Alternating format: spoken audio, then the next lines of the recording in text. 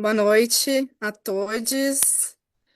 Nós estamos começando mais uma vez o segundo colóquio IEG de pesquisas, só que agora em 2026, promovido pelo IEG. Nós retomamos esse espaço de diálogo interdisciplinar em um momento que exige, mais do que nunca, reflexão crítica e compromisso social. Essa sessão de hoje é intitulada Masculinidades, Afetos e. Pera, gente. Um segundinho. Masculinidade, poder e normatividade em questão. E nesse momento que a gente está vivendo no Brasil, eu acho que é mais do que importante discutir essas questões, porque dentro do calendário da diversidade, que nos convida a pensar sobre direitos, equidade e proteção social, a realidade que a gente está tendo no Brasil desde o final, principalmente no final do ano passado, está sendo um aumento preocupante da violência contra as mulheres, além de um fortalecimento de discursos de ódio organizados nas redes sociais e na sociedade em geral.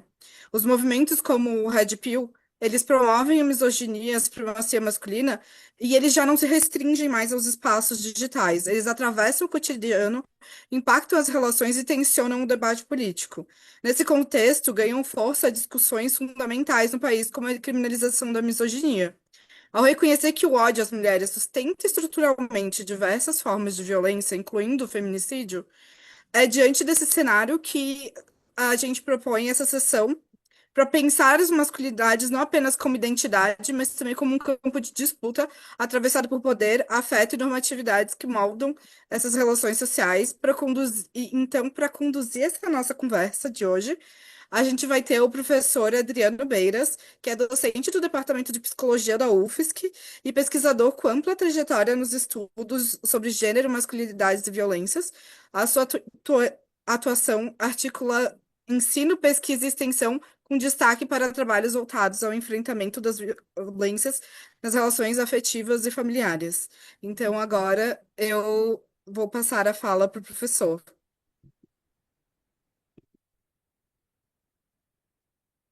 Boa noite. Então, vamos iniciar o nosso momento de hoje com dois palestrantes, um palestrante, um palestrante, dois palestrantes, né? O primeiro se chama Guilherme Sfredo Miurando. Ele é pós-doutorando pela Universidade Federal de Santa Catarina, doutor em Ciências da Comunicação pela Universidade de Vale do Rio dos Sinos, também mestre em Memória Social e Bens Culturais pela Universidade da La Salle. Ele também é especialista em histórias de quadrinhos pela Faculdade EST e em imagem publicitária pela Universidade Católica do Rio Grande do Sul. E é graduado também em comunicação social, publicidade e propaganda pela Pontifícia Universidade Católica do Rio Grande do Sul. Ele trabalha principalmente construções de masculinidade através de ícones pop, com críticas e estereótipos de gênero. O título da palestra do Guilherme é Super-Heróis e Masculinidades pela ótica dos homens brasileiros. Lembrando também, antes do Guilherme começar, que os materiais do evento estão disponíveis no Moodle e que os ouvintes e participantes devem fazer inscrição pela UFSC. E o link de presença ele está disponibilizado no chat do YouTube. Então, ressaltamos apenas que preencha corretamente esses dados para ter direito ao certificado. Então, a partir disso, depois eu volto para o debate. Depois também nós vamos ter a palestrante Renata em seguida do Guilherme, mas eu vou passar então a palavra para o Guilherme para ele iniciar a arguição dele.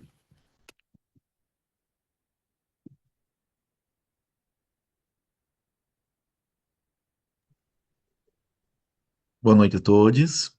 É um prazer estar aqui no segundo colóquio do IEG, para falar então sobre masculinidades. Eu vou iniciar minha apresentação aqui. Só queria que alguém me confirmasse que está aparecendo a apresentação para eu dar início a ela, então.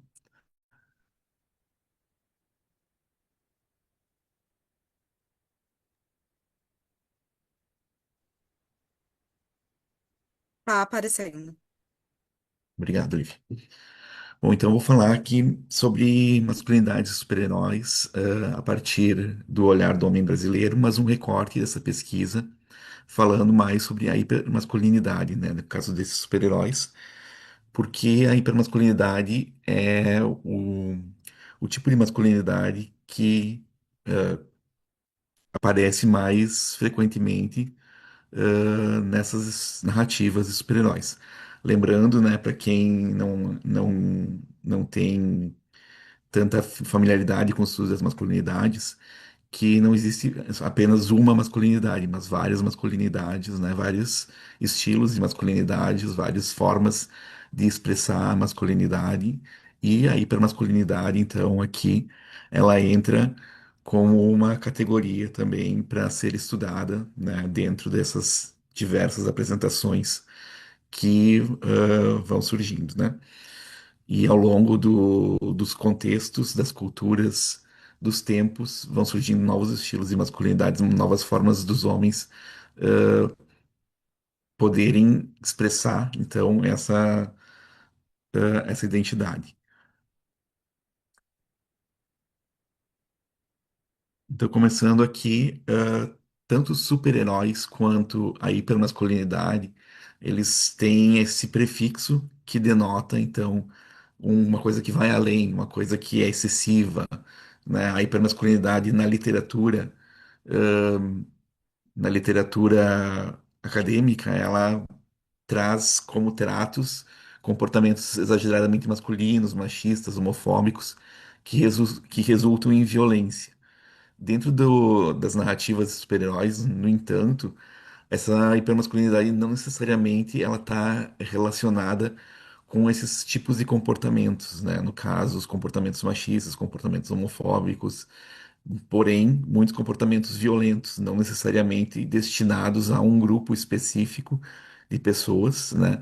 E ela se resume muito mais a esse espetáculo da masculinidade, né? Esse espetáculo visual, que são esses músculos hipertrofiados, né? Que a gente vê também nos filmes, que a gente vê também nas histórias em quadrinhos, nos videogames, né? Um comportamento mais violento, um comportamento sangrento, né? O sangue também é uma característica dessa violência visual dos super-heróis, né? Então, essa hipermasculinidade e os super-heróis se relacionam dessa maneira.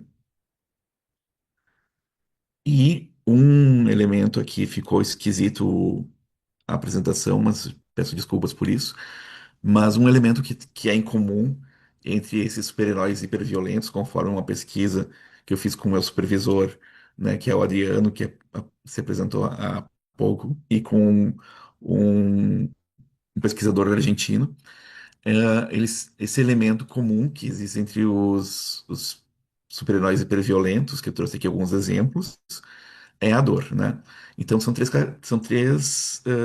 características, são três categorias que essa dor se apresenta. Em personagens como o Wolverine e o Deadpool, essa dor é física, porque esses personagens eles se regeneram e eles se mostram muito resistentes, né? Então essa dor física, como mostra essa imagem do Wolverine que eu trouxe para vocês, né? Que está aparecendo na apresentação, que ele está saraivado de balas, ele está atravessado de espadas e ainda está ali resistindo, né? Outra categoria de dor é o preconceito, que aí os super-heróis negros como o Pantera Negra e o Super Choque são atravessados, né? Uma dor relacionada com a existência, né? Com a identidade. E a terceira categoria seriam as mazelas que o trabalho inflige ao homem e em super-heróis como o Superman e o Demolidor.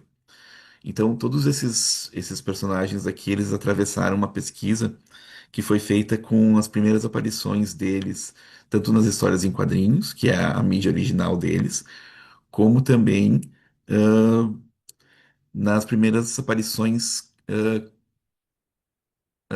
mais atuais do cinema ou do audiovisual. Então, mostrando que o percentual de violência aparece mais nesses personagens. Então, por isso que foi desenvolvida então essas categorias.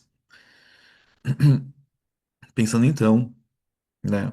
Acho que aqui Tem um pequeno resumo assim sobre por que essa dor está atravessada, né, nesses personagens, né? Os resultados mostraram que os maiores índices de violência nos quadrinhos e no audiovisual de produções de super-heróis estão relacionados a anti-heróis resistentes à dor, né? E então, como eu falei para vocês, esse foi um dos resultados, e a partir disso dá para pensar como que essa hipermasculinidade é formada. Então, eu trouxe aqui alguns aportes teóricos que são relacionados à performatividade da Butler, que acho que a maioria de vocês deve estar sabendo e conhecendo essa teoria, né, da Judith Butler, e a performance da Diana Taylor, que é uma antropóloga que estuda teatro, que estuda rituais, né? E o que que a Taylor fala? Ela diz que a performatividade ela prescinde de performance. Ou seja, a performance, está escrito errado aqui, inclusive, ela está incluída dentro da performatividade, né? Então, faz parte da performatividade existir uma performance. E aí a performance, então, ela é estruturada através de uma relação entre arquivo e repertório. Seriam duas instâncias que a performance se dá. E aí eu trouxe aqui explicando como que o arquivo e o repertório eles atuam dentro das narrativas de super-heróis. O arquivo, então, estaria ligado às mídias que trazem esses quadrinhos, essas narrativas, mas não só elas, também produtos relacionados com esse tipo de narrativa, esse tipo de personagem. Então, quadrinhos, videogames, filmes, séries, merchandising, vestuário, alimentos, papelaria. E o repertório se relacionaria como esse material é posto em prática, como ele é acionado no cotidiano das pessoas, nesse caso aqui desse estudo, como que os homens brasileiros se relacionam com esse material, né? De forma ritualizada ou não, ou seja, repetida para trazer alguma segurança, para trazer algum benefício, né, para essas pessoas e como se torna cultura, como por exemplo na cultura de fãs que acaba produzindo cosplays, né, que são as fantasias, quando as pessoas se vestem de super-heróis em eventos, principalmente, fanfics, que são histórias criadas a partir de da imaginação dos fãs baseadas em personagens reais, fanarts, artes de fãs criadas por fãs, as convenções, que são os eventos em que os fãs se encontram, e outras coisas, então, que ajudam a colocar em prática essa performance que vai se relacionar então depois com a performatividade dessa masculinidade ou então dessa hipermasculinidade, dependendo do recorte que ele for analisado.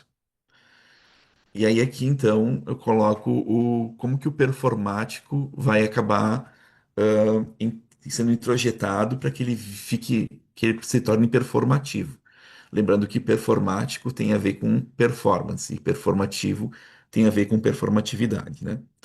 Então, pode ser de três maneiras. A primeira maneira seria a incorporação, que isso também foi pensado dentro da pesquisa que a gente realizou, de ver quais dessas formas, dessas três formas, os homens brasileiros que consomem super-heróis acabam introjetando, né, nas suas vidas. Então, a incorporação é quando esse performático toma forma no corpo, né, de uma forma permanente, como uma tatuagem ou uma construção de corpo, um bodybuilding, né, uma musculosidade. A encarnação, quando toma forma na carne ou na aparência, é uma coisa temporária, como um traje cosplay, uma maquiagem, alguma coisa nesse sentido. Pode ser uma inculcação, que aí se refere ao comportamento ou a uma forma de pensar, de se comportar, como, por exemplo, praticar artes marciais, praticar meditação, entrar em contato com outras culturas, aprender novas línguas, né? E o que que a gente percebeu na pesquisa foi que a encarnação é uma das formas mais utilizadas pelos homens brasileiros, né?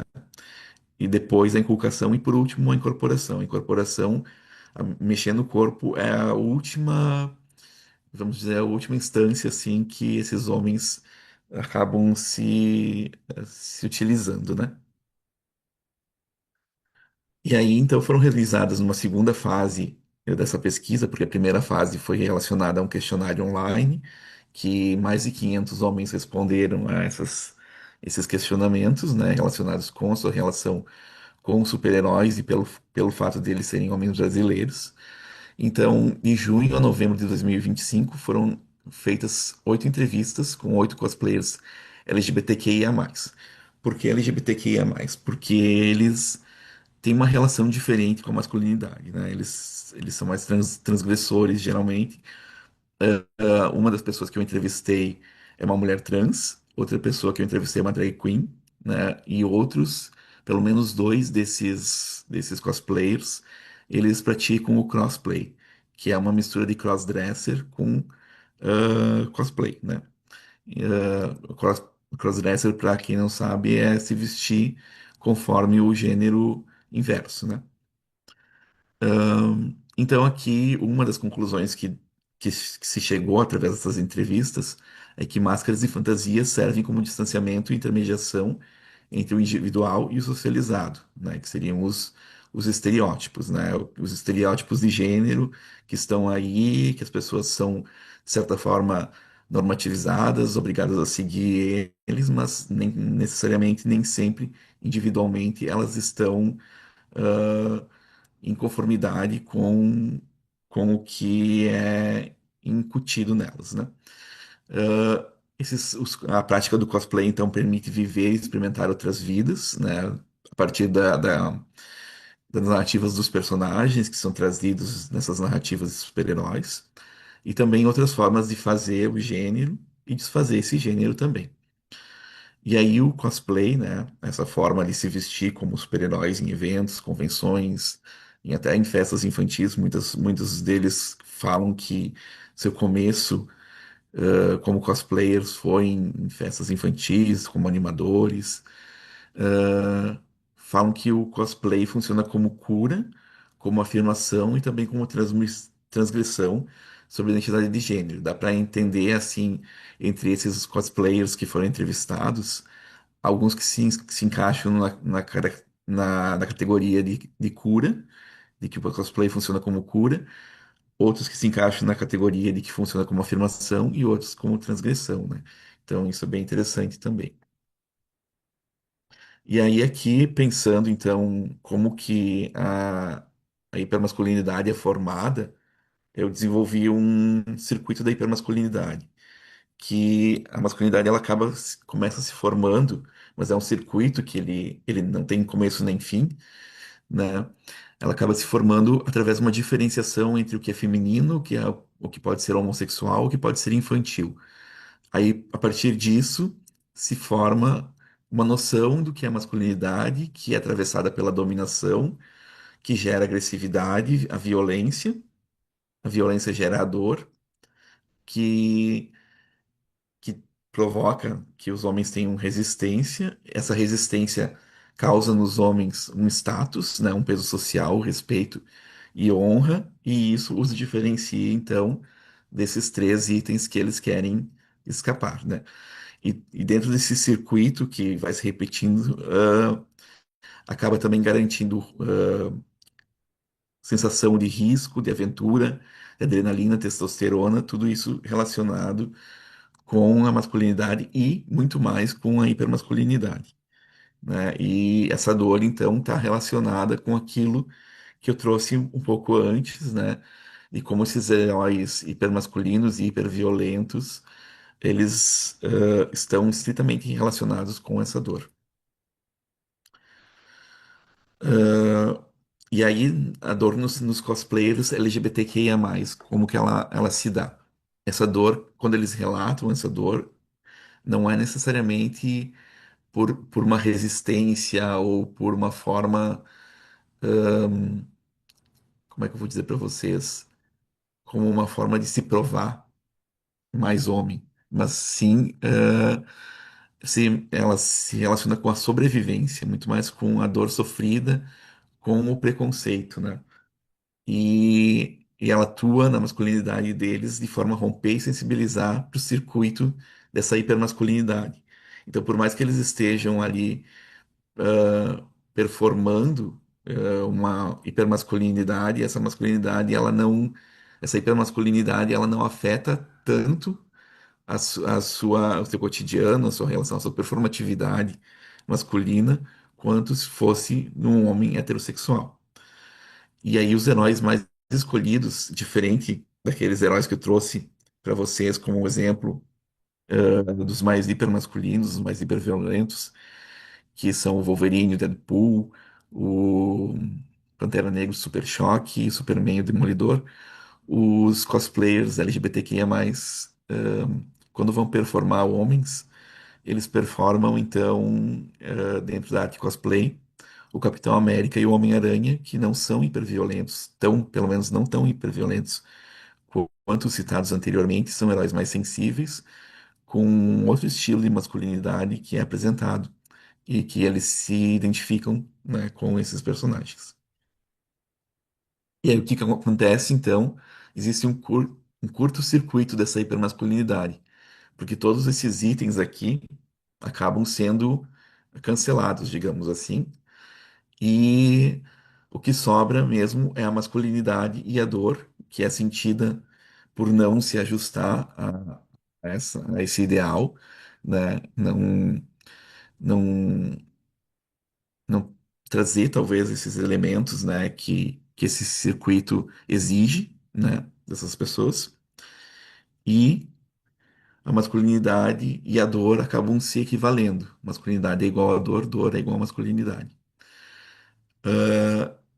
E aí, então, essa hipermasculinidade dos cosplayers, ela acaba sendo atingida, através do mascaramento, da fantasia da dor, da fantasia da dor, e por intermédio dos super-heróis, que também ajudam a enfrentar as limitações das sexualidades e identidades de gênero através das suas narrativas, em que as pessoas se identificam e acabam também rompendo com essas narrativas e criando novas possibilidades a partir dessas narrativas dentro das culturas e fãs, porque o cosplay ele permite que essas pessoas que, que estão performando esse cosplay se apresentem de outras maneiras que caibam às suas identidades, aos seus corpos, e que não tem as limitações que as narrativas de super-heróis trazem para elas, dentro de formatos de corpos, ou de identidades de gênero,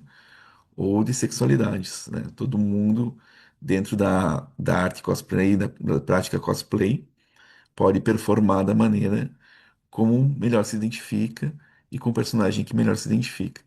Então, nesse sentido, a arte cosplay é uma libertação das normas de gênero, né?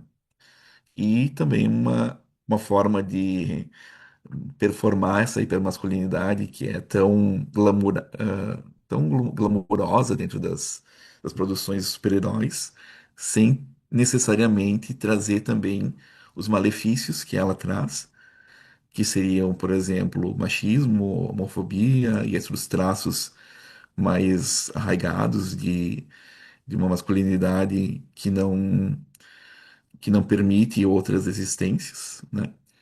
E, e permite transformar a vida das pessoas que se utilizam, então, desses cosplayers.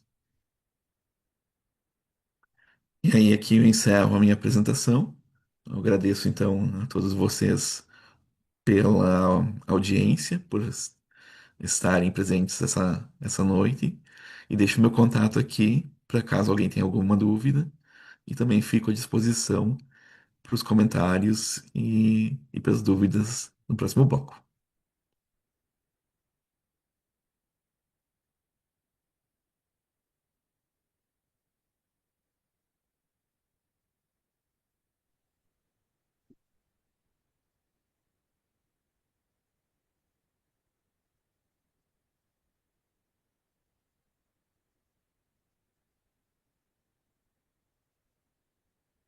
Bom, então nós vamos dar sequência para a palestrante Renata Júlia Faebar. Ela vai falar sobre as esquerdas brasileiras e a manutenção das desigualdades interseccionais na política brasileira. A Renata ela é mestranda em História pela Universidade Federal de Santa Catarina, graduada em História pela Universidade Federal de Santa Catarina também. Os temas de estudo que ela tem feito é falhas dos partidos de esquerda na promoção de equidade de gênero e raça na política, né? Bom, passo a palavra para a Renata. Boa noite a todos. Primeiro, eu queria agradecer ao professor Adriano, o Guilherme, Olivia e o IEG por estar realizando esse diálogo. Eu vou destoar talvez um pouco do Guilherme, porque a minha apresentação hoje ela é mais sobre a minha pesquisa, né, que ela está sendo feita. Eu estou ainda no meu caminhar da pesquisa. Então, a minha pesquisa, como o professor Adriano falou, é justamente como a esquerda, as esquerdas brasileiras, elas se articulam e cumprem um papel importante para manter algumas desigualdades na política brasileira, tentar investigar isso. E aí eu faço sobre orientação da professora Joana Maria Pedro e também da Vera Gasparetto aqui do IEG.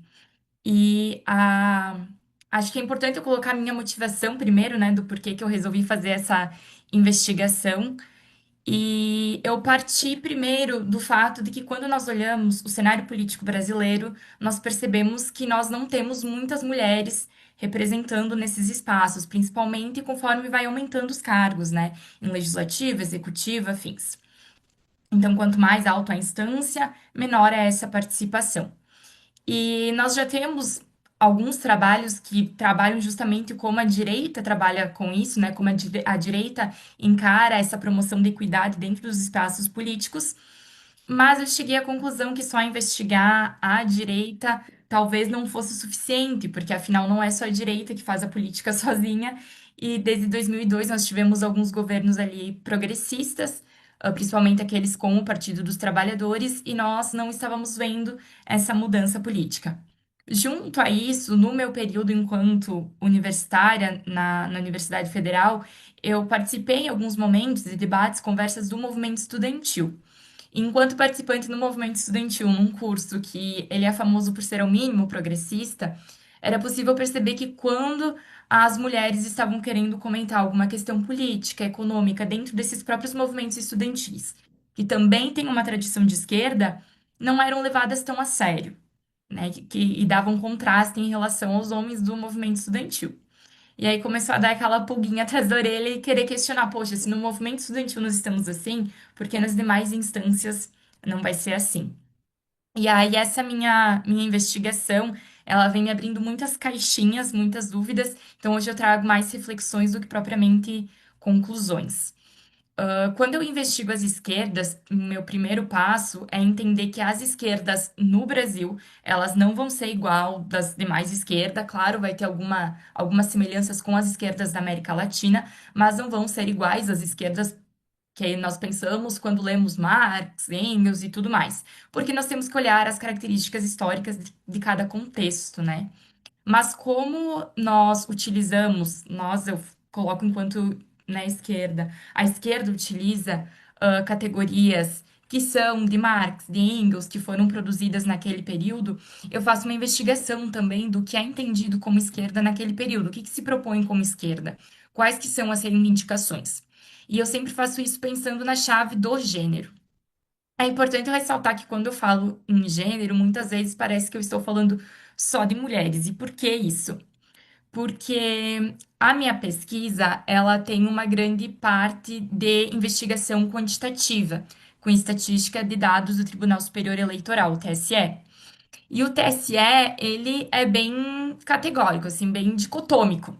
É feminino, masculino, ponto. Essa é a questão que o TSE coloca. A partir de 2024, só das eleições de 2024, que são aquelas municipais, que ele começa a colocar a categoria de cisgeneridade e transgeneridade, que vão começar a dar uma outra possibilidade de leitura para esses dados. Mas antes de 2024, esses dados eles não aparecem. No que eles aparecem, que também é um ponto já importante de ressaltar, é na questão da divulgação dos candidatos.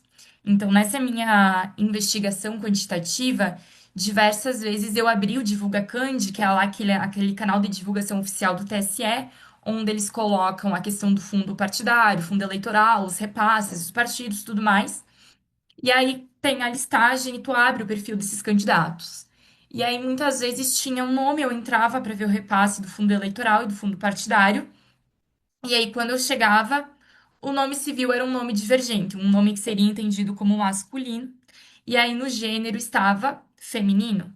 Então, é uma questão que só a partir de 2024 foi proibida a divulgação do nome civil das pessoas trans que estão sendo candidatas pelos partidos.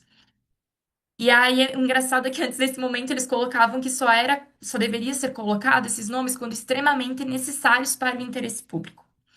E aí eu acho que essa brecha fazia com que fosse desrespeitado o nome civil na realidade, né? Que essas pessoas, o nome civil, o nome social que essas pessoas estavam colocando nessa questão de pessoas trans e colocado o nome civil. Então, que inúmeras vezes, né, é um nome morto. Então, eu me deparei com essas questões também, que são importantes, valem a investigação, né, nessa questão de gênero, quando nós falamos dos partidos, até porque os partidos que cadastraram essas pessoas no Divulga Cand, né? E aí, quando eu trabalho com partidos de esquerda, eu trabalho principalmente com PCdoB, PT e PSOL, porque são partidos que eles estão elegendo uma legenda considerável para o cargo da Câmara dos Deputados, que é o cargo que eu trabalho. Mas, de qualquer forma, quando eu volto lá atrás para ler os clássicos teóricos, né, e para analisar essas propostas, porque esses partidos de esquerda possuem uma base muito grande nesses teóricos, a gente consegue perceber a questão muito forte da masculinidade atrelada à classe, ao trabalho. E ao trabalho quando ele começa a surgir nesse período como um trabalho operariado, um trabalho industrial, um trabalho nas fábricas. E aí é possível fazer essa conexão, primeiro, dos homens, né, como provedores dos lares. E que, se nós pararmos para pensar, é um discurso que é muito presente atualmente também, mesmo com esse passar do tempo. Então, essa conexão que se faz entre o homem provedor do lar, que trabalha, que vai para o público, né, para a esfera pública, em oposição à mulher que fica nessa esfera privada, realizando sim um trabalho, mas é um trabalho que ele é invisibilizado, que é o trabalho da, né, na divisão sexual, que é o trabalho da reprodução social, o trabalho doméstico e todo esse trabalho que possibilita que esse homem vá para a esfera pública. E aí, quando eu olho essas questões, nesses teóricos, sempre é falado da questão da classe e desse trabalhador, desse proletariado. Como se as pessoas que compõem esse proletariado, esses trabalhadores, eles não fossem atravessados por subjetividades, como se eles não tivessem uma corporeidade, como se eles não tivessem uma realidade, como se não tivesse gênero, como se fossem todos eles atravessados só pela questão da classe. E para o contexto, talvez, né, quando Marx estava escrevendo, talvez para o contexto, a questão da racialidade talvez não coubesse para aquela realidade específica que ele estava escrevendo. Mas quando nós pensamos isso para a realidade brasileira, e não só para a brasileira, mas meu foco é a do Brasil, nós vemos como isso é extremamente necessário. De toda forma, já era colocada a questão do gênero, as mulheres já estavam participando de uma maneira muito forte das indústrias.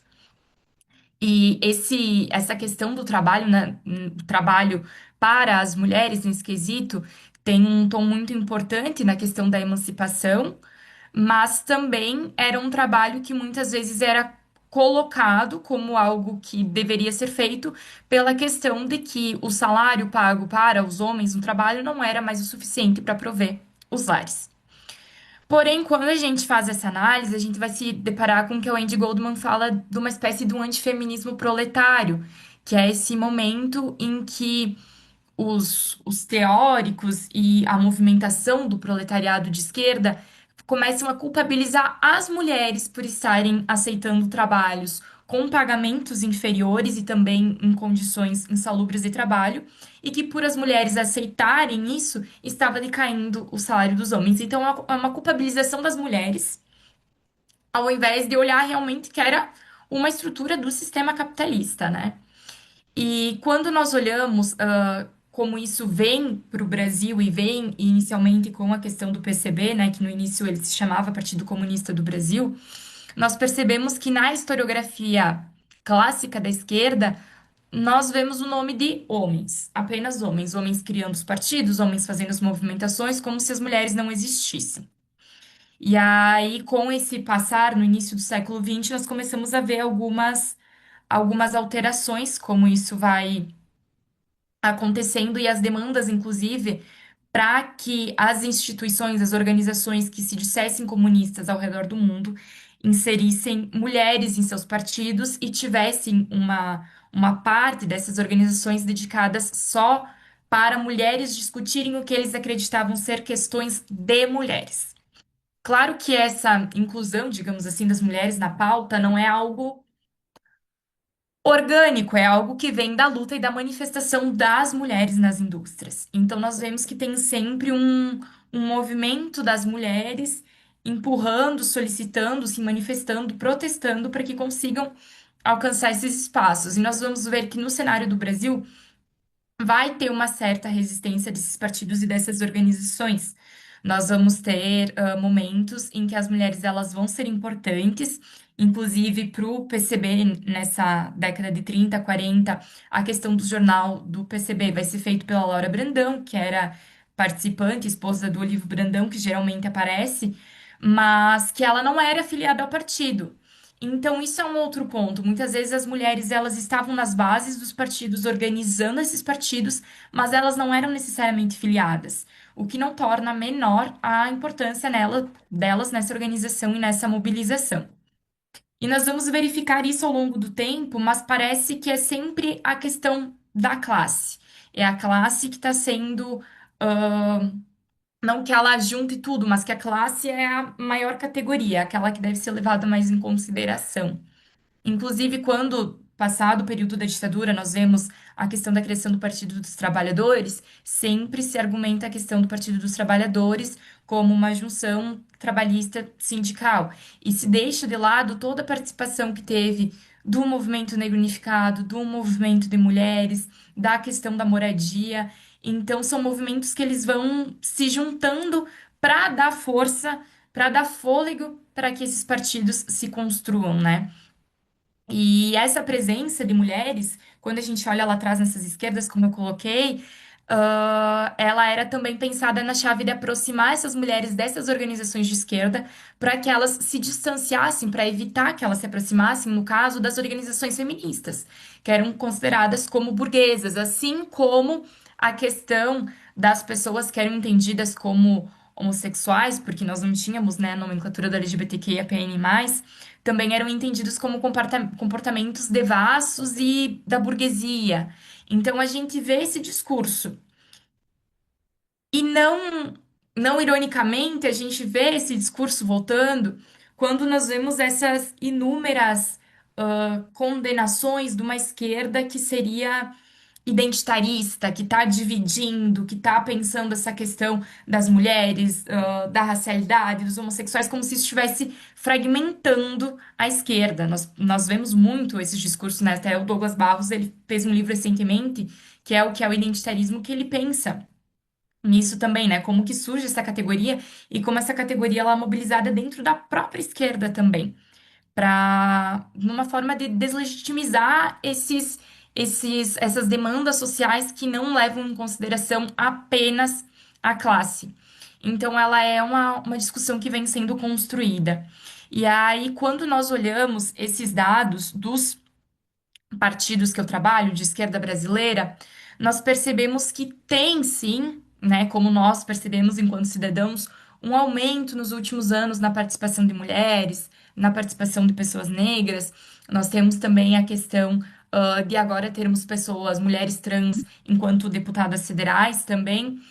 Mas essa mudança, ela responde muito à questão das legislações, das leis que são feitas para que se tenha essa alteração. Então, por mais que no discurso da esquerda a gente tenha essa questão das igualdades, dos direitos, do acesso, né, aos direitos para todos, a diminuição das desigualdades sociais, não é algo que surge propriamente dito da estrutura das organizações de esquerda.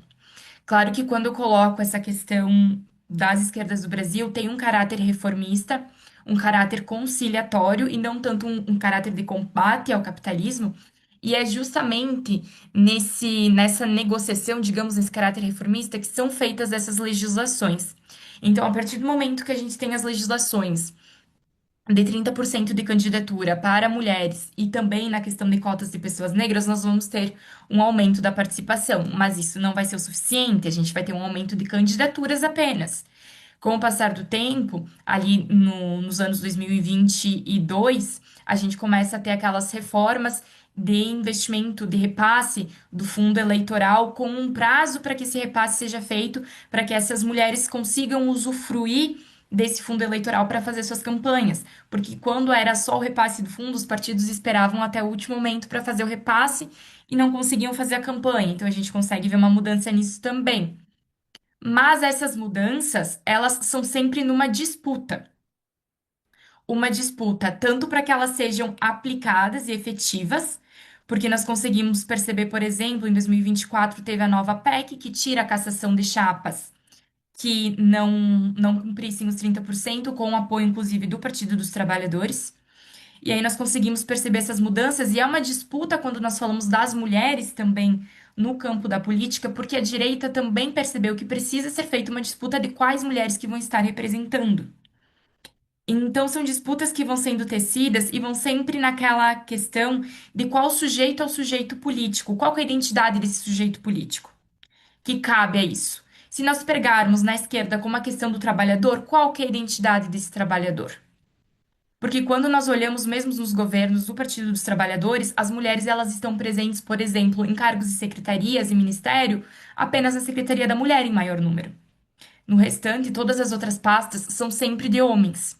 Em contraposição, no momento em que nós tivemos o maior número de mulheres nessas pastas, foi do governo da Dilma, que era o governo de uma mulher, pensando nisso, e que inclusive sofreu o golpe, né? E a Sônia Maluf coloca isso por ser mulher, e que os partidos não apoiaram de uma maneira tão contundente a Dilma nesse processo, justamente porque era uma mulher. Então, nós temos toda essa questão, essas questões que surgem, né, dessas imbricações de como isso vai acontecendo, né? E quando nós olhamos esses dados, a gente percebe, por exemplo, que o maior número de mulheres candidatas pelo PT, PSOL e PCdoB, pelo menos nos últimos 2 ciclos para as eleições, federais, são mulheres negras nas candidaturas. Mas e quando nós olhamos na questão das que foram eleitas, esses números não são tão expressivos. Então, o que que acontece entre a participação na base do partido, entre serem filiadas, entre fazer a movimentação, entre se candidatarem e se elegerem que elas não estão sendo eleitas? Claro, nós temos que investigar também o perfil do eleitorado, tem que levar em consideração esse perfil do eleitorado. Mas isso não é o suficiente, porque aí quando eu vou investigar o repasse dos fundos, é perceptível que tem pessoas que não recebem os fundos de acordo com o Tribunal Superior Eleitoral, que não estão recebendo financiamento. Então também suscita o questionamento de como essas chapas não estão sendo cassadas e que as pessoas que não estão recebendo, na maior parte das vezes, são mulheres negras. Então, esse repasse do fundo ele é muito importante. Claro que ele não é determinante, porque tem formas de ludibriar a utilização desses fundos, né? Mas se nós conseguimos perceber que não está tendo muitas alterações, que todas as alterações elas são apenas para responder à legislação, para atender às legislações, é porque nós temos um projeto político dentro desses próprios partidos que não está sendo exatamente alinhado com a diversificação da representação dessas pessoas. E aí, utilizar das ferramentas que nós temos para ver como eles estão se articulando é essencial para que nós possamos entender aonde que nós podemos fazer críticas para auxiliar essas mudanças, porque essas mudanças, como eu falei, elas não vêm de forma orgânica, né? Então tem que ter uma cobrança da sociedade civil e também essa responsabilidade ética de quem se coloca à esquerda para pensar isso, né? Para pensar projetos políticos que possam ir além, que possam problematizar e que possam ter mudanças efetivas, né? Que é o que a Nancy Fraser coloca também, né? Que esse papel ético de uma esquerda é criticar a própria esquerda para que se tenha mudanças, né? Para que nós tenhamos um projeto político mais efetivo. Então, a minha pesquisa ela está se propondo nessa direção e fazer essa análise não apenas para a crítica, pela pura crítica, mas para entender no que nós podemos modificar isso e conseguir mudar esse cenário político que é tão desigual atualmente, né? Que nós temos apenas cerca de 18% da Câmara dos Deputados composta por mulheres, incluindo partidos de direita, esquerda, centro, todos os partidos da legenda. E entendendo também que nesses parâmetros, a Saquet, a Alves e a Grunic colocam que só em 2046 nós vamos chegar no 50-50. E que o 50-50 não é, não é, não seria o ideal, né? Não é o suficiente essa questão que nem chega à proporcionalidade da composição brasileira. Acredito que seja isso, então. Muito obrigada.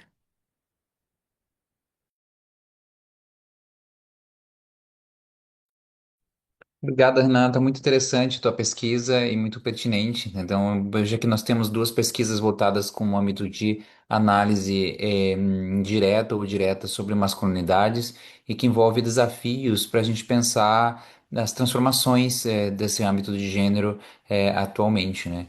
Então, eu acho que a gente pode começar a debater alguns. São temas bem diferentes, mas se conectam com a questão da manutenção de um lugar de masculinidade em diferentes âmbitos que não são tão pensados, né, usualmente por nossas pesquisas, e que geram a continuidade de um status quo e de uma relação de poder.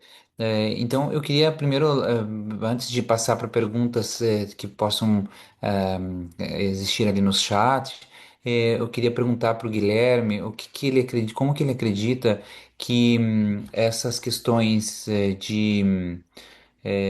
como que eu acredito que a categoria masculinidade pode ser pensada como analítica nesses âmbitos, no sentido de como esses eventos, os quadrinhos podem pensar transformações, né? Eu acho que o Guilherme, fiquei curioso de você pudesse contar mais também, que existem outras alternativas à questão da masculinidade ali, parece que tem uma continuidade de uma masculinidade hegemônica, contínua, mas que outras alternativas existem que os próprios quadrinhos e a arte possam trazer de expressividade para além dessas questões que a gente está colocando, né? E como o próprio processo do cosplay é interessante para libertar também essas questões e ampliar essas questões de transformação das masculinidades.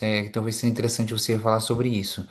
Já para Renata, eu fiquei perguntando se como que a categoria masculinidade ela pode também ser pensada para o teu estudo, né? Mas no sentido dessa interface com classe, que a gente precisa fazer ou pensar ou intervir, de que maneira a gente precisa intervir nesse contexto para que a gente possa pensar transformações sociais de equidade de gênero para além dessas questões que você está colocando para a gente como reflexão. Talvez se pudessem comentar sobre isso. Pode ser? Podemos retornar para esse debate? Primeiro o Guilherme.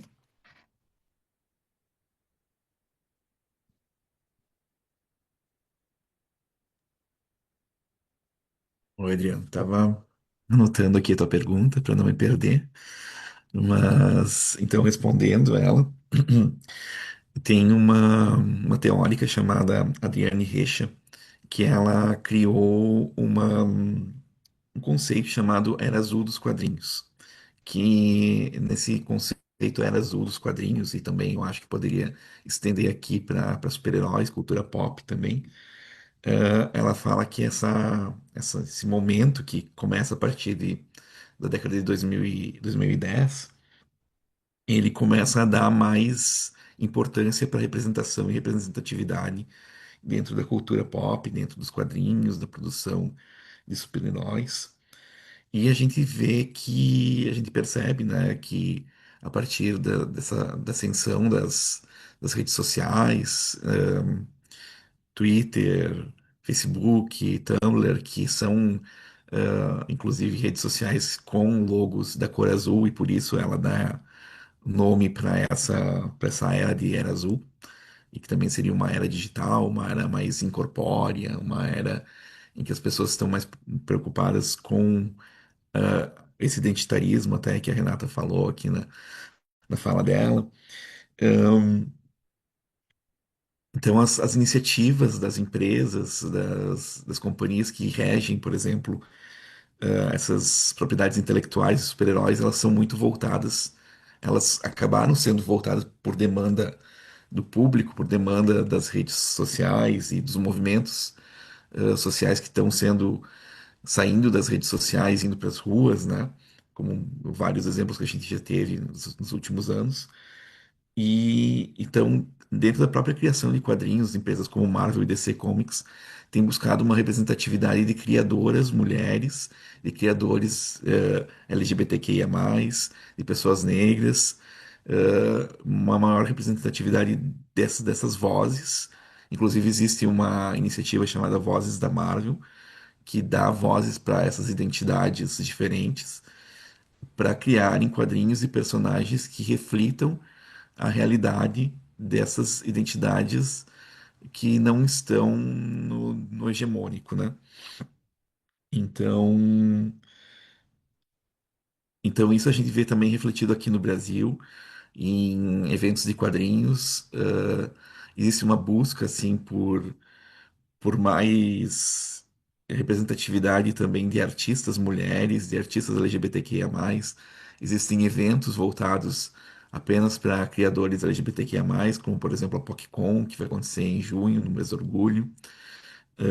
Então, a gente está vendo que existe assim um movimento que vem tanto de dentro para fora como de fora para dentro dessa indústria e, e que reflete então esses anseios atuais da cultura, porque os quadrinhos e os super-heróis eles sempre acabaram refletindo e respondendo às demandas culturais, né? Mesmo na segunda onda do feminismo, por exemplo, muitos quadrinhos acabaram sendo, sendo feita uma pequena tentativa ali de quadrinhos mais voltados para mulheres, mas ainda esbarravam em alguns problemas. Por exemplo, as mulheres que eles contratavam ali eram quase sempre irmãs ou relacionadas com outros criadores, né, dos quadrinhos ou esposas. Então sempre tinha alguns pequenos problemas. E agora parece que a coisa está um pouco mais, digamos, politicamente, mais eticamente correta nesse sentido. E eu acho que os cosplays também, eles têm, os cosplayers, no caso, né? Eles têm um papel muito importante nisso, porque eles mostram que não é o corpo que tem que se encaixar à narrativa dos super-heróis, mas a narrativa dos super-heróis se encaixar ao corpo dessas pessoas ou a identidade dessas pessoas, né?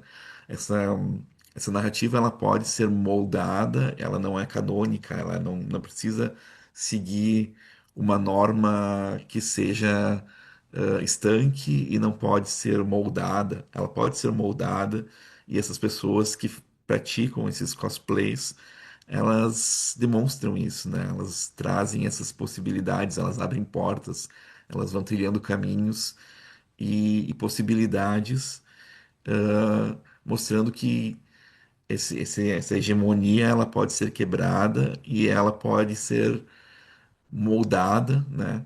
E trazer oportunidades para pessoas que, durante todo esse caminho, todo esse processo, foram deixadas, né, no canto e não eram representadas e tinham que buscar na própria imaginação formas de se identificar com esse tipo de narrativa. E gostavam delas mesmo assim, porque cavocando muito e buscando muito, elas encontravam elementos com que elas conseguiam se agarrar ali e se manter fãs desse tipo de, de produto, mesmo que não necessariamente foram feitos para elas, mas de certa forma foram para normativizar elas, né?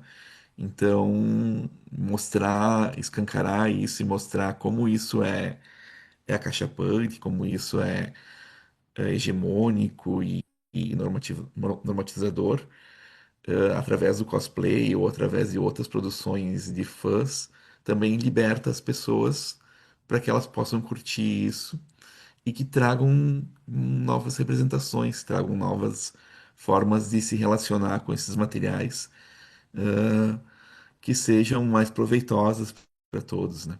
Então, acho que mais ou menos seria, não sei se eu respondi corretamente, tudo que tu queria saber, mas acho que é por aí. Obrigado, Guilherme. Eu acho que é nesse sentido. Agora eu passo a palavra então para Renata. Então, nessa questão das transformações, né, para além das categorias que eu estudo na política que tu me fizeste, eu penso muito na questão sempre da. Eu sou da área da educação, né? Então eu penso sempre muito na área da educação, porque eu não consigo ver a questão política dissociada do restante, né? Do cultural e do social, e como essas questões das classificações e das diferentes formas de masculinidade elas vão ter eco na sociedade. Porque, por exemplo, nós temos agora aqui em Santa Catarina aquela lei que está em vigência do famoso, né, da ideologia de gênero. E aí nós não conseguirmos trabalhar com isso em sala de aula, ao mesmo tempo ela vai fazer com que outras formas, tenha outras maneiras desse debate chegar até essa nova geração, né, que está vindo, e ao mesmo tempo até as pessoas já adultas. Então, eu acho que essa questão da transformação e da reflexão das questões da masculinidade, ela sempre tem que passar por essa questão da educação. E aí, quando nós temos essa disputa dessa narrativa e desse local nos locais em que a política está sendo feita, né, nos legislativos, nos executivos, e uma forma em que tente se boicotar que esse debate seja feito nos espaços de educação, a gente tem a permanência desses padrões de masculinidade. E aí, isso também me leva à reflexão que eu proponho quando eu penso a política, que eu não consigo dissociar disso, que é a questão de como os cidadãos vão se colocar politicamente, não necessariamente essa política partidária institucional que a gente fala, mas quais vão ser, quais vão ser as percepções da população enquanto cidadãos na posição e no seu entendimento político. Porque aí, quando a gente fala nessa questão que fica muito evidente, que é da associação de uma masculinidade com o caráter do trabalhador, nós vemos isso mobilizado por uma direita que diz que a mulher não deveria estar nesses espaços públicos. E ao mesmo tempo, quando as mulheres que estão nesses espaços, que estão no mercado de trabalho, começam a colocar questões, e essas questões, elas vão surgindo num lugar em que próprias pessoas da esquerda voltam àquelas teorias tradicionais para dizer que está tendo uma divisão que é identitarista, para que lado que a gente corre? Né? Então, eu acho que é a questão dessa falta do debate sendo feito para que possa ter um debate sobre o que são essas masculinidades, o que que é o gênero, como que isso afeta a vida das pessoas, inclusive, como que isso afeta a vida dos meninos em sala de aula, a vida dos homens, para que nós consigamos perceber quais saídas que nós temos. E aí, com essas saídas, vem as alternativas legislativas que passam pelo setor político, né? Para entender como essas mudanças sociais podem ser feitas, essas mudanças culturais podem ser feitas. Porque aí, se a gente não tem um incentivo desse lado legislativo político, e ao contrário disso, tá tendo esse boicote, nós ficamos aparentemente de mãos atadas, né? Então, nós temos que disputar outros espaços, outras esferas, seja a esfera da internet, seja a esfera nas próprias histórias em quadrinhos que o Guilherme coloca, né? Disputar, mostrar outras representatividades que são essenciais também. Mas essa questão da educação, ela é essencial para pensar nessas transformações do que nós entendemos, tanto na questão trabalhista quanto na questão de masculinidade e todas as outras demais que passam, né? Todos os sujeitos. Obrigado, Renata. Eu acho que o Guilherme também gostaria de fazer uma pergunta para você. Vou passar a palavra para o Guilherme. Oi, Renata, achei muito interessante a tua pesquisa. Achei que vai render respostas que a gente precisa saber urgentemente, né?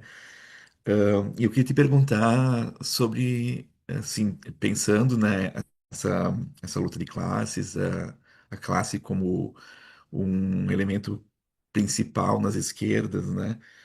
E esse conflito com o identitarismo, tu não acha que a esquerda brasileira, no caso, por exemplo, ela tem envelhecido e mantido o, digamos assim, o poder decisório nas pessoas que são as cabeças da esquerda, né? E isso gera um conflito geracional de que tá faltando novos nomes, novas pessoas que falem pelas esquerdas, né? E e relacionado também com essas novas identidades, novas, né? Novas identidades políticas, né, que estão surgindo. Eu queria saber o que que tu acha sobre isso, se não existe um conflito geracional, né, de poder também, né? De quem decide quem deve ser os candidatos, quem deve reger os partidos, né? E mais ou menos nessa direção.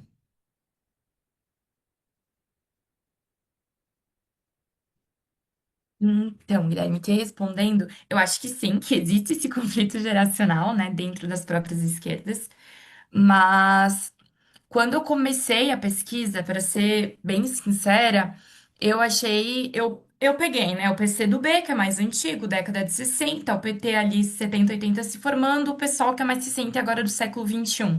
Eu tinha, inclusive, essa minha pesquisa, ela vem ocorrendo desde o meu TCC, né, quando eu era orientada pela prof. Cristina Scheib-Wolf, e naquele período eu peguei também a UP para analisar e eu acabei abandonando a UP porque a UP, por mais que ela tenha um perfil um pouco mais diversificado, ela acabou não elegendo, né, deputados, enfim. Mas quando eu fiz essa escolha dos partidos, eu achei que ia ter esse conflito dentro da própria construção histórica dos partidos, né? Os partidos que são mais antigos, que têm uma maior tradição, vão se comportar de uma forma mais tradicional do que os demais. E aí, quando eu fui fazendo a investigação, eu vi que não era exatamente assim. Eu percebi que o pessoal realmente, ele começou já tendo um número considerável, né, de mulheres candidatas, pessoas negras, mulheres indígenas, enfim. E o PC do B também veio resgatando isso já há algum tempo. Quem ficou mais estagnado nessa questão foi justamente o Partido dos Trabalhadores. E aí, claro, vendo uma reflexão de como esses partidos se articulam, como que as cabeças desses partidos pensam, quem que decide o quê, quais são os projetos políticos, mas também tem uma questão muito essencial de levar em consideração e que eu acabei não falando, mas que as minhas orientadoras sempre me puxam para esse olhar, que é os partidos, eles dependem de ser eleitos, de ter pessoas eleitas, para que eles continuem no cenário político. Então, eu acho que isso vem dos partidos? Sim, tem uma grande parcela dos partidos, mas também vem muito dessa questão do eleitorado brasileiro, que é aí que eu falo nessa questão da educação e da mudança cultural, social e política, né? Porque os partidos, por exemplo, o Partido dos Trabalhadores, que é um partido que vem já há anos com uma certa posição relevante quando a gente olha as esquerdas brasileiras, se ele não eleger um número considerável, ele não vai nem receber fundo eleitoral suficiente para a próxima campanha. Então, também é uma questão estratégica para se manter nesses espaços. Então, entra todas essas questões juntas. Por isso que eu sempre brinco que é um caminho bem espinhoso, né? Tô me tacando num lugar espinhoso, porque tem a questão dos partidos, mas tem a questão ideológica geracional, de dizer que é uma questão identitarista, que estão dividindo, que essa coisa de gênero e essa coisa de sexualidade e tudo mais são papos que estão surgindo agora e que estão dividindo a classe que deve ser o suprassumo, mas tem também a questão de como o eleitorado brasileiro vai encarar isso e vai votar, e como que isso vai impactar nos partidos.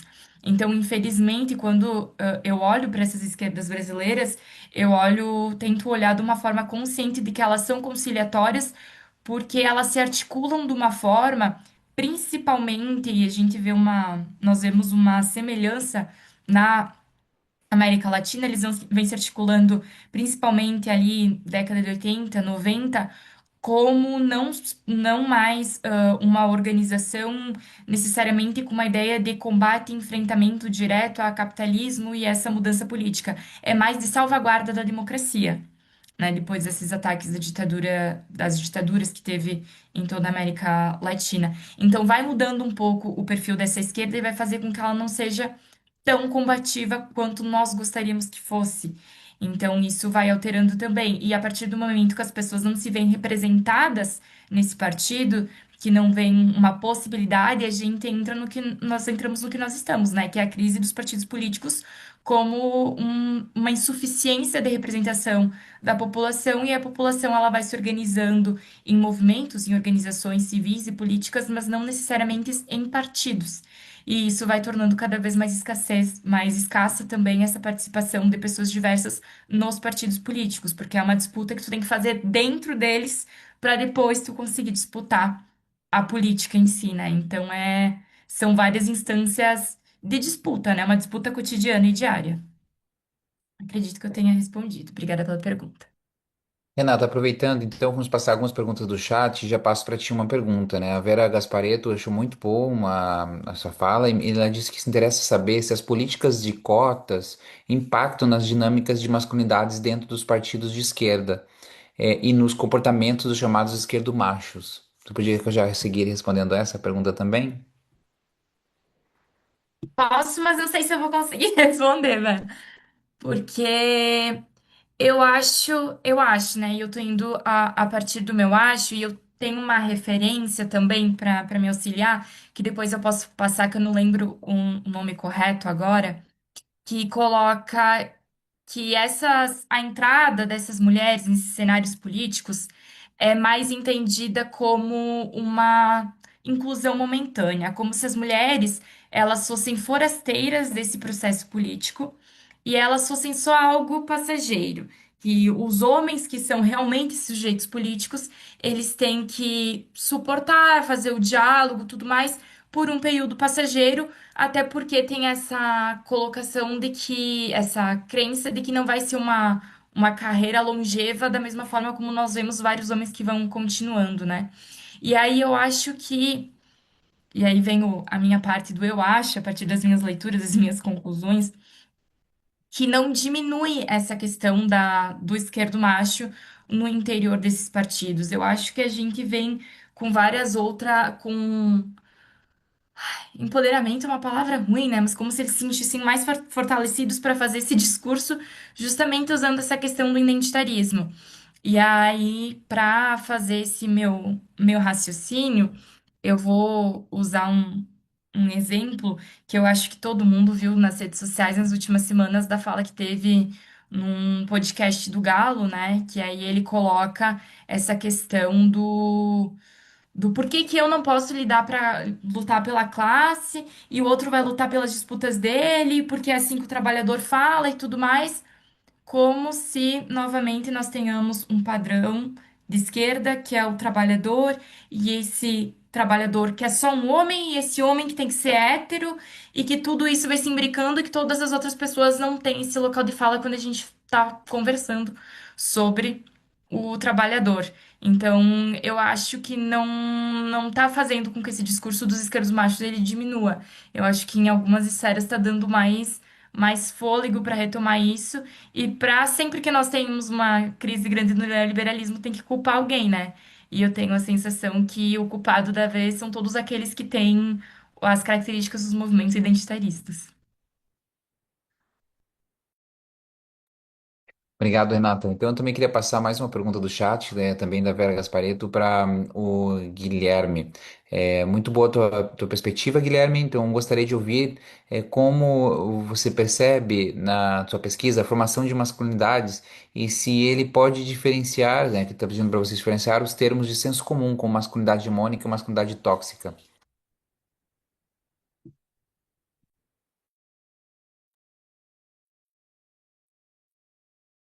Oi, Vera, obrigado pelos comentários. Ah, então, primeiro, primeira parte da pergunta era sobre. Eu lembro da segunda parte, a primeira parte eu esqueci. Você percebe na sua pesquisa a formação de masculinidade se ela pode diferenciar o termo do senso comum, que se você percebe isso no teu, da pesquisa, né? Como masculinidade hegemônica, masculinidade tóxica. Ah, Como sim. você percebe na tua Diferenciar, pesquisa a formação de masculinidades esses termos? uhum. Diferenciar a hipermasculinidade, então, da masculinidade hegemônica e da masculinidade tóxica. Sim, Então, dentro da literatura acadêmica, a hipermasculinidade, ela é acompanhada de comportamentos violentos e de formas violentas de ser homem, formas exageradas, geralmente comportamentos machistas, homofóbicos, né? E, e dentro do meu estudo é um viés mais visual, e que essa violência ela tá existente ali, mas não necessariamente ela vai fazer parte do cotidiano das pessoas que consomem esse tipo de material, né?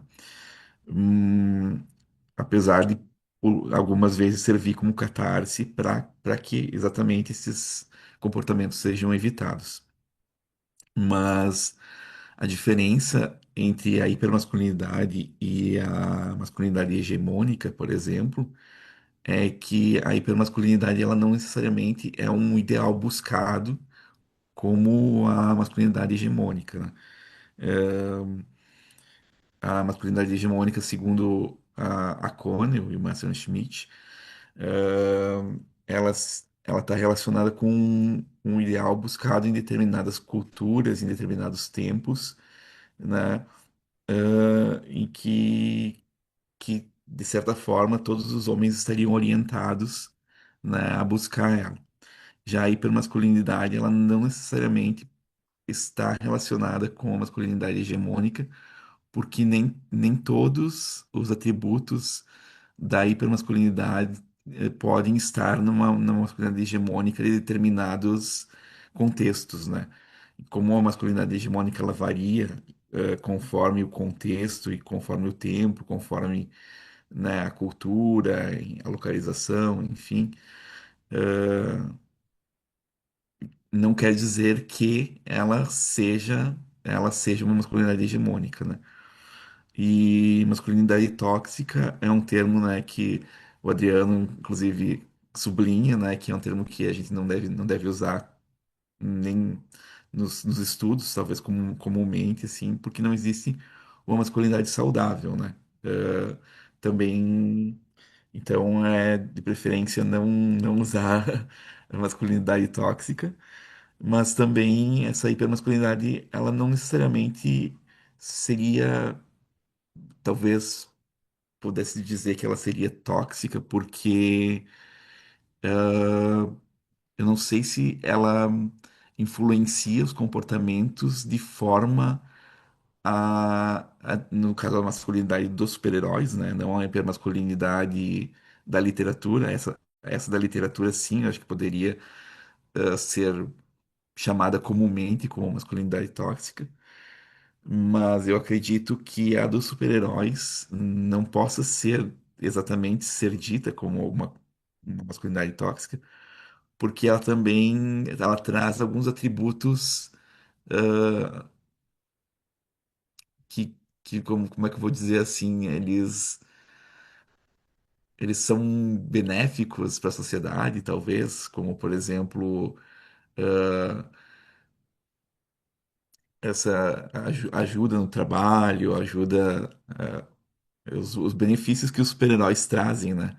Por exemplo, nas suas narrativas. Então, eu acho que eh, nenhuma nem outra pode ser caracterizada. São vários tipos de masculinidades que, como a gente sabe, elas vão mudando conforme o lugar e a análise que é feita, o recorte que é feito, né? Então, acho que não dá para confundir uma coisa com a outra e nem tomar uma coisa pela outra também.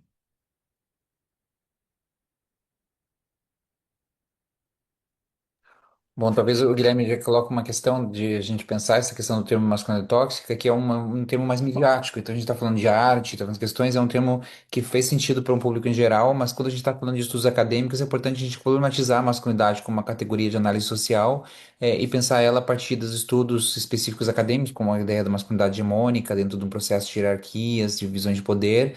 E também outras masculinidades como pensadas como tecnologias de gênero, ou mesmo como performatividade. Eu acho que o texto do estudo dele trabalha mais nesse tom de pensar como performatividade também, ou tecnologia de gênero, do que a ideia do tóxico que acaba gerando um backlash e uma divisão sobre outras categorias, como a da questão do saudável.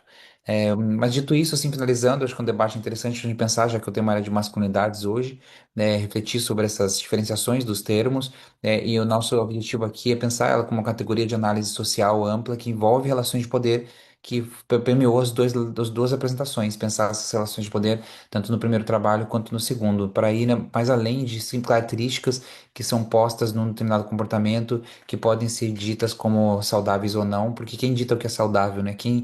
E também fica dependendo sempre de adjetivações, e sempre a gente pensar com um processo analítico mais complexo de interpretação para a sociedade, né? Bom, dito isso, eu queria agradecer a presença de todas, todos e todos nesse momento de discussões e reflexões, e lembrar que importante é fazer a assinatura da lista de presença para ganhar o certificado deste colóquio de hoje, ok?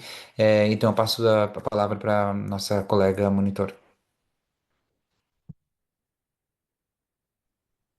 Gente, eu agradeço a presença de todos aqui, tanto dos apresentadores quanto do professor e da audiência de hoje.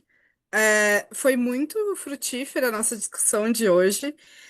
Hoje a gente está tendo a Eduarda aqui na transmissão, fazendo todo o processo para o YouTube.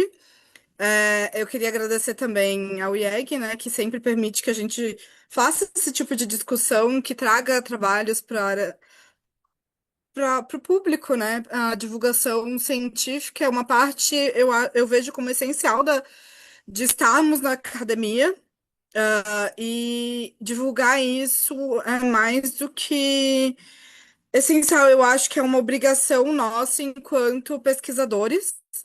E eu achei as temáticas muito interessantes.